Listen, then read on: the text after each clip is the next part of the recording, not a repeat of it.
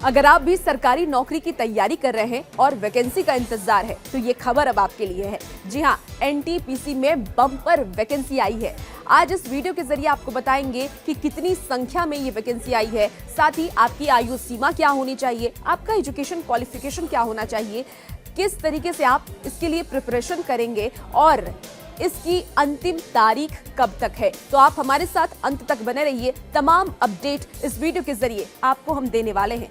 तो एनटीपीसी ने assistant executive operation के पद पर आवेदन जारी किया है और इस भर्ती का आधिकारिक नोटिफिकेशन भी जारी हो गया है। आपको बता दें कि एनटीपीसी की आधिकारिक वेबसाइट careers.ntpc.co.in पर आवेदन की प्रक्रिया चल रही है और बहुत ही कम समय बचा है। आप बहुत जल्दी जाकर के इसके लिए आवेदन कर दें, क्योंकि इस भर्ती के लिए जो आवेदन की आखिरी तारीख है वो 1 मार्च 2025 तक ही है। इसलिए बहुत ही कुछ घंटों का वक्त बचा है। आप जाकर के जल्दी से जल्दी इस पर अप्लाई कर दें। एक बार फिर से हम आपको वेबसाइट बता देते हैं, careers.ntpc.co.in पर जाकर के आप आवेदन कर सकते हैं।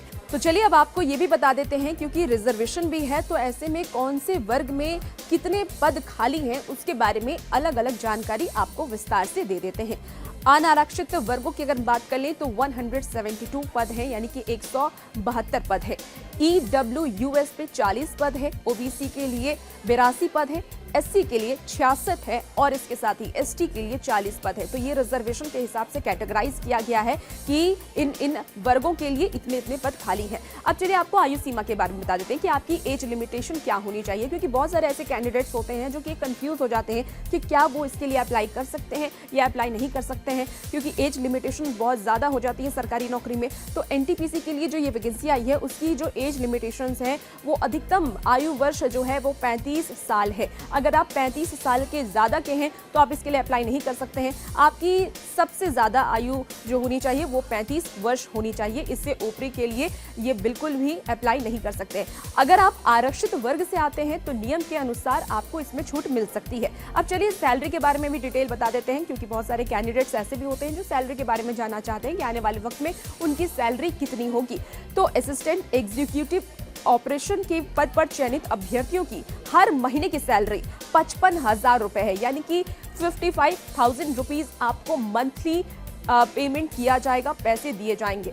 और आवेदन शुल्क की अगर हम बात करें, जब आप फॉर्म फिलअप करेंगे तो ऐसे में आपको आवेदन शुल्क भी देना पड़ेगा। तो ऐसे में अलग अलग कैटेगरी में यह आवेदन शुल्क रखा गया है। सामान्य, EWS और OBC अभ्यर्थियों के लिए 300 रुपये आपको आवेदन शुल्क देना पड़ेगा। इसके साथ ही SC ST के लिए और महिलाओं के लिए जो आवेदन शुल्क है वो 0 है, यानी कि 1 रुपये भी आपको जब आप फॉर्म फिलअप करेंगे तो आपको नहीं देना होगा।